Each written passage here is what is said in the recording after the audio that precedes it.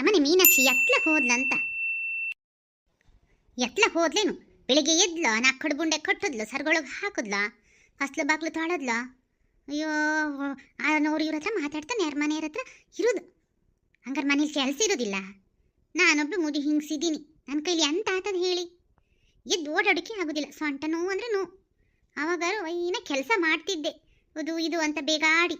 ಈಗಂತೂ ನನ್ನ ಕೈಲಿ ಎಂತ ಮಾಡೋಕ್ಕೂ ಆಗೋದಿಲ್ಲಪ್ಪ. ಹುಸ್ಸಪ್ಪ.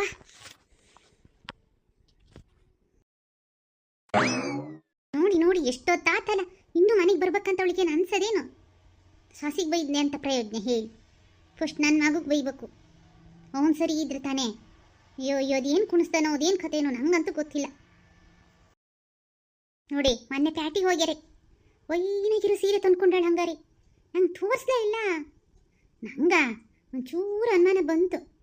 ಕೇಳಿದ್ರೆ ನನ್ನ ಅಣ್ಣ ಕೊಡ್ಸಿದ್ದು, ಅವ್ರು ಕೊಡ್ಸಿದ್ದು, ಇವ್ರು ಕೊಡ್ಸಿದ್ದು ಅನ್ನೋದು. ಮನೆ ದುಡ್ಡಲ್ಲೇ ಅಪ್ಪ ತಗೊಂಡಿದ್ದು. ನಾನೇನ ಕೇಳ್ತೀನ? ನಂಗೇನಾರು ಬೇಕು ಅಂತ ನಾನೇನ ಕೇಳ್ತೀನ? ನಂಗೆ ಒಂಚೂರು ತಂದು ತೋರಿಸ್ರಿ, ಎಂತ ಆತದ ಹೇಳಿ? ಎಂತ ಕೆಲಸ ಬಕ್ರೆ ನೋಡ್ಬೇಕು. ಏನು ಅತ್ತೆಮ್ಮ ಅತ್ತೆಮ್ಮ ಅಂತ ಬಾಯಿ ತುಂಬ ಕರೀದು, ನಾ ಕೂತಲ್ಲಿಗೆ ತಂದು ಕಾಪಿ ಮಾಡಿ ತಂದು ಕೊಡೋದು. ಅಯ್ಯೋ ಅಯ್ಯೋ ಅಯ್ಯೋ, ಒಂದು ಪೋತರ ಮಾಡಿದಂದ್ರೆ ಮಾಡೋದು. ಬ್ಯಾಡ್ದಿದಾಗ ಕಸಕ್ಕಿಂತ ಕಡೆಯಾಗಿ ನೋಡೋದಪ್ಪ. ಅಯ್ಯೋ ಅಯ್ಯೋ, ಎಂಥ ಕಾಲ ಬಂತಂತ.